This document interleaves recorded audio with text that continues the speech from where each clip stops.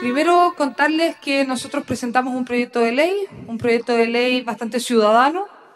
Yo creo que los actores principales de tener este proyecto de ley discutiéndose, por lo menos en el caso que me consta que lo presenté yo, entiendo que es la misma situación presentado por el diputado Robles y el diputado Mirosevic, influyó mucho la sociedad civil.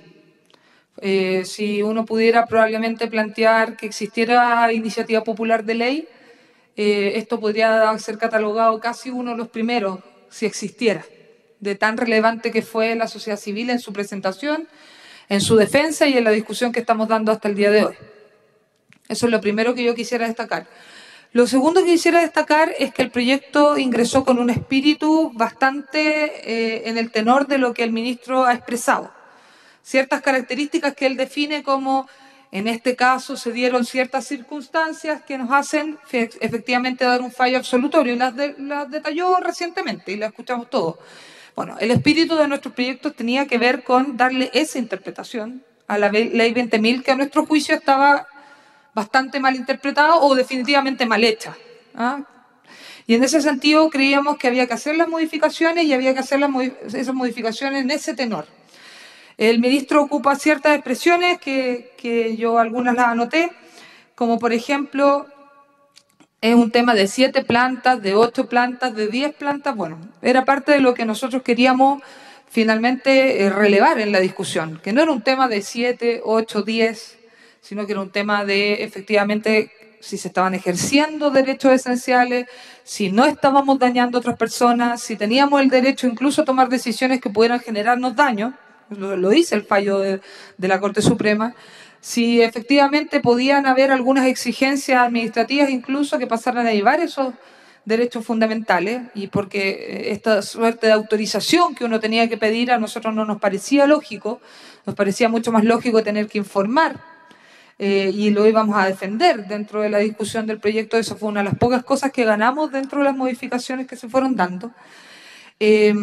Y todo tenía mucho que ver con este fallo que hasta ese entonces no había salido.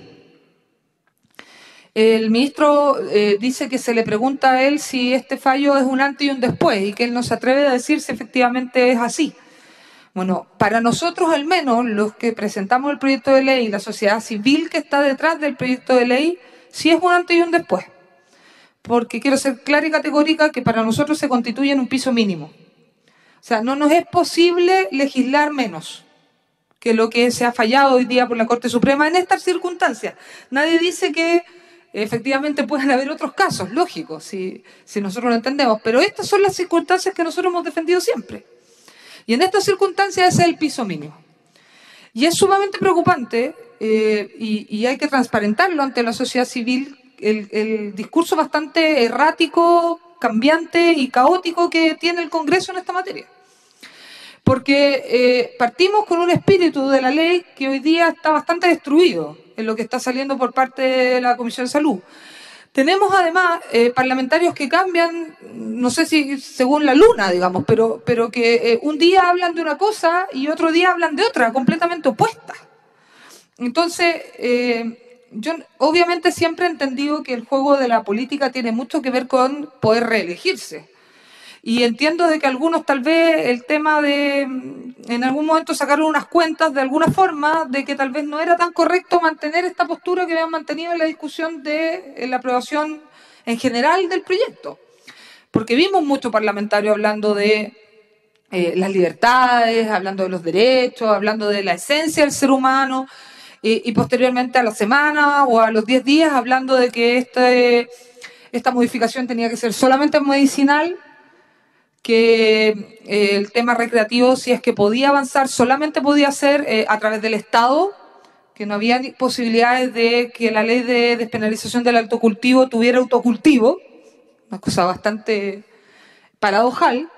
Y finalmente hoy día nos encontramos en una situación peligrosa, con un ejecutivo que al parecer va a entrar en la discusión, había estado completamente ausente durante mucho tiempo, va a entrar al parecer a la discusión y va a entrar mal, por lo que estamos entendiendo.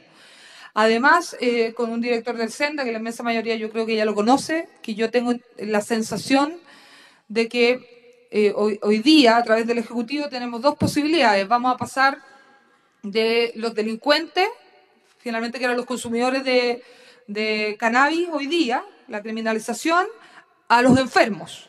O sea, parece que la mirada de una otra forma es sí, vamos a dejar de lado y vamos a darnos cuenta que hay fallos ya, que ha cambiado un poco la mirada y que no vamos a poder seguir diciendo de que son criminales.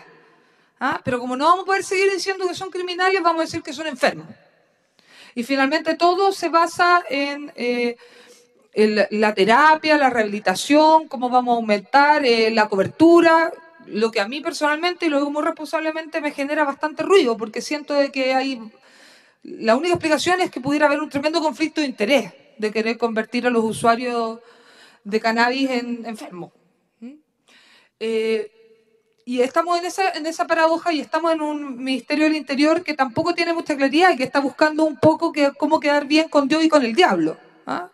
En lo coloquial. O sea, intenta decir ya, vamos a permitir el autocultivo, pero lo vamos a permitir con una o dos plantas. Y en ciertas condiciones. O no, sí, nosotros consideramos efectivamente que el uso medicinal es muy relevante y se ha generado una cosa que a mí me produce mucha tristeza, que es intentar poner en contra a la ciudadanía. Aquí estamos los medicinales, aquí están los recreacionales y de otra forma tienen pugna. Entonces tú no me dejas avanzar en lo que es mi lucha porque tú quieres la tuya, entonces nos ponemos en contra. Y eso es muy complejo y bastante maligno, diría yo, y que es un llamado que yo, si puedo hacer desde esta testera en este discurso, ojalá que lo erradiquemos. ¿Ah? Es fundamental erradicarlo. Entonces, en el tema incluso medicinal nos encontramos con que la solución es detrás de un mesón, a través de los laboratorios y de las farmacias, porque esa es finalmente la solución que estamos dando hoy día, incluso para los usuarios medicinales, o a través efectivamente de estas asociaciones público-privadas que se están dando en ciertos cultivos con municipalidades y otras. Pero claramente lo que hay detrás, y con esto termino, es una falta completa de creer en el ser humano, en la libertad esencial que no es negociable, que no es transable y que finalmente creo que no es posible a seguir avanzando si es que no tenemos este piso mínimo que ha puesto la Corte Suprema de este fallo. Y de ser necesario habrá que rechazar. Y de ser necesario habrá que rechazar porque tener una ley que retroceda en vez de avanzar no tiene sentido.